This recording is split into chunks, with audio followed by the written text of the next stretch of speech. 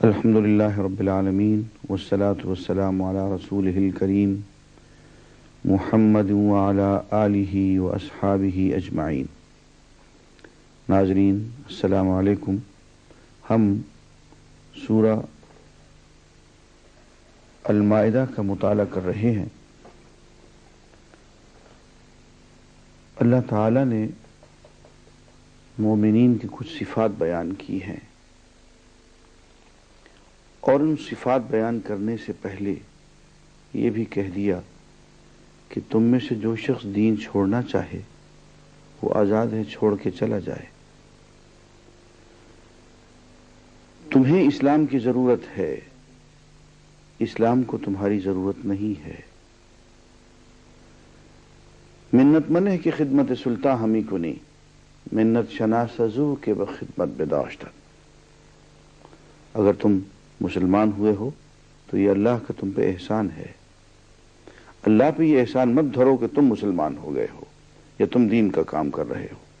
تم نے دیکھا نہیں کہ اندلس میں اللہ تعالیٰ نے عربوں کو نکال دیا، اور اسی صدی میں وہی تاتاری جنہوں نے کہ پورے عالم اسلام کو روند دیا تھا، وہ مشرقی یورپ سے، ایشیا سے مشرقی یورپ کے راستے داخل ہو گئے۔ اسی صدی کی بات ہے۔ عربوں سے امامت چھین لی، تاتاریوں کو دے دی۔ ہے ایاں فتنہ تاتار کے افسانے سے، پاسباں مل گئے کعبے کو صنم خانے سے۔ تو اس پہ مت اتراؤ کہ تم دین کا کام کرتے ہو، شکر کرو کہ تمہیں دین کا کام کرنے کی توفیق ملی۔ ارشاد گرامی ہے،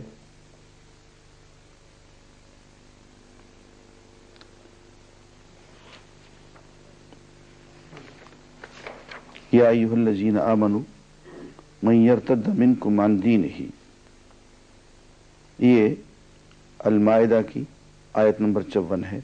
اے لوگوں جو ایمان لائے ہو، اگر تم میں سے کوئی اپنے دین سے پھرتا ہے تو پھر جائے۔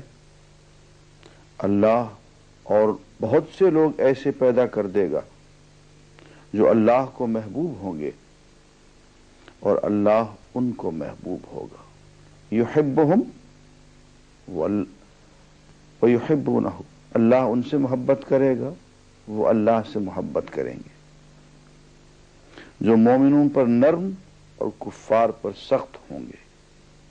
ایسا نہیں ہے کہ آپس میں سر پھٹول ہو رہی، آپس میں ایک دوسرے پہ سخت ہے اور کفار کے مقابلے میں سب پانی پانی نہیں۔ فرمایا اذلۃ علی المؤمنین اعزۃ علی الکافرین، مومنوں پر نرم اور کفار پر سخت۔ سخت سے مرادی ہے کہ بہادر، جو اللہ کی راہ میں جدوجہد کریں گے اور کسی ملامت کرنے والے کی ملامت سے نہ ڈریں گے۔ یہ اللہ کا فضل ہے، جسے چاہتا ہے عطا کرتا ہے۔ اللہ وسیع ذرائع کا مالک ہے اور سب کچھ جانتا ہے۔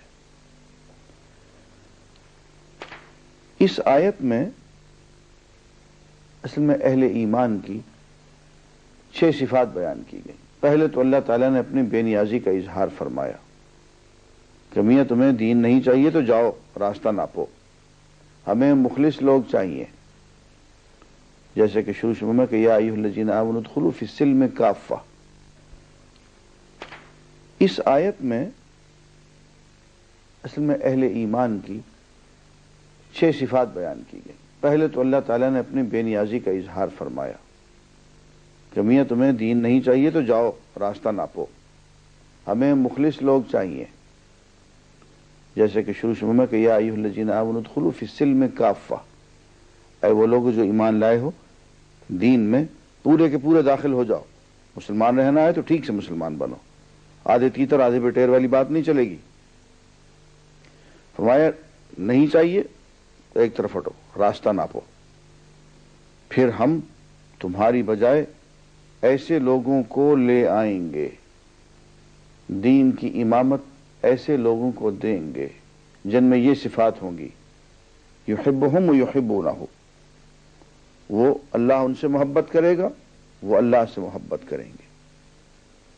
آپس میں نرم خو ہوں گے، ہاں ان کی قوت، ان کی بہادری کا سکہ کفار بھی محسوس کریں گے، اور پھر زندگی اس جد و جہد میں گزاریں گے کہ اللہ کے دین کو سیکھنا ہے، سکھانا ہے، نافذ اپنے اوپر بھی کرنا ہے اور دنیا پہ بھی کرنا ہے، اور اس معاملے میں کسی ملامت گر کی ملامت کی پرواہ نہیں کریں گے، اس لیے کہ ان کا معاملہ سیدھا اللہ کے ساتھ ہوگا۔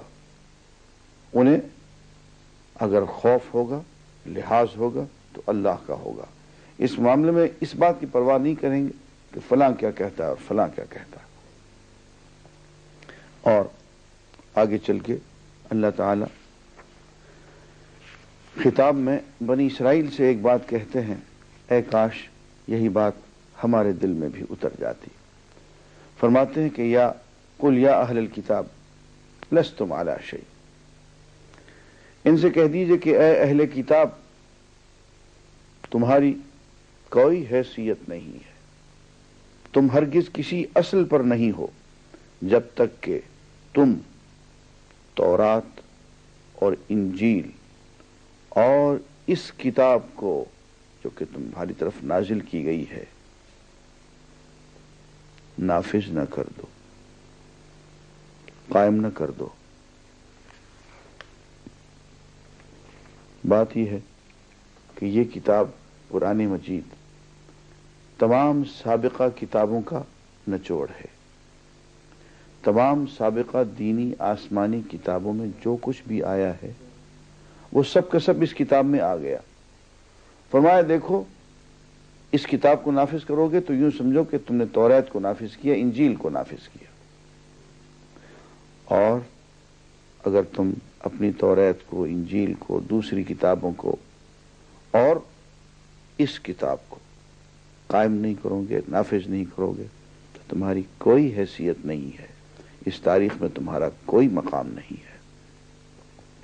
یہاں سے یہ بھی معلوم ہوا کہ اصل چیز اللہ کے احکام کو نافذ کرنا ہے، اپنے آپ پر اور دوسروں پر۔ اس سے یہ بھی پتہ چلا کہ طریقت کی اصل بنیاد نفاذ شریعت ہے۔ تنہا طریقت جو ہے اس کا کوئی ٹھکانہ نہیں، اس کی کوئی اصل نہیں۔ اگر اس میں تقیم التورات والانجیل والی بات نہ آئے، اس میں تورات میں، انجیل میں، قرآن میں نازل شدہ شریعت کا نفاذ اگر نہیں ہے تو کہا کہ میاں تورات کے احبار ہوں، یہود کے احبار ہوں، انجیل کے رہبان ہوں، یا اسلامی دنیا کے مشائخ ہوں، تمہاری کوئی حقیقت نہیں ہے نفاذ شریعت کے بغیر۔ اور پھر نفاذ شریعت کی جب بات آئی تو پتہ چلا کہ بہت سی چیزیں ایسی ہیں جنہیں اللہ تعالی حرام قرار دے دیتے ہیں۔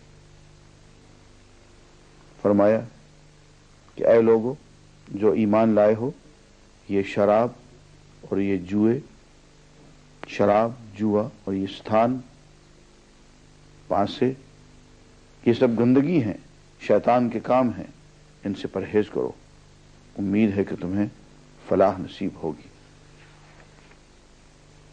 شیطان تو یہ چاہتا ہے کہ شراب اور جوئے کے ذریعے سے تمہارے درمیان دشمنی اور بغض ڈال دے، اور تمہیں خدا کی یاد سے اور نماز سے روک دے۔ پھر کیا تم ان چیزوں سے باز رہو گے؟ اللہ اور اس کے رسول کی بات مانو اور باز آ جاؤ۔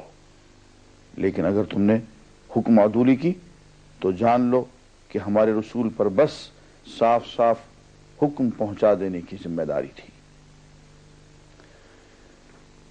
تو یہ شراب اور جوا اور یہ ستھان اور یہ پانسے پھینکنا، یہ سب کام اللہ تعالیٰ نے حرام قرار دے دی، بلکہ حرام سے زیادہ سخت لفظ استعمال کیا رجسم من گندگی ہے. گندگی کو حرام کہنے کی ضرورت نہیں ہوتی ہے. قرآن میں حدیث میں کہیں نہیں لکھا گیا ہے کہ پیشاب پخانہ جو ہے وہ حرام ہے. گندگی ہے تو گندگی، اس کو حرام قرار دینے کی ضرورت ہی نہیں ہے. وہ حرام سے زیادہ سخت چیز ہے. بعض لوگ بیوقوفی میں آ کے ہم سے پوچھتے ہیں کہ شراب کے لیے حرام کا لفظ تو استعمال نہیں ہوا ہے. بھائی حرام سے زیادہ سخت لفظ استعمال ہو گیا.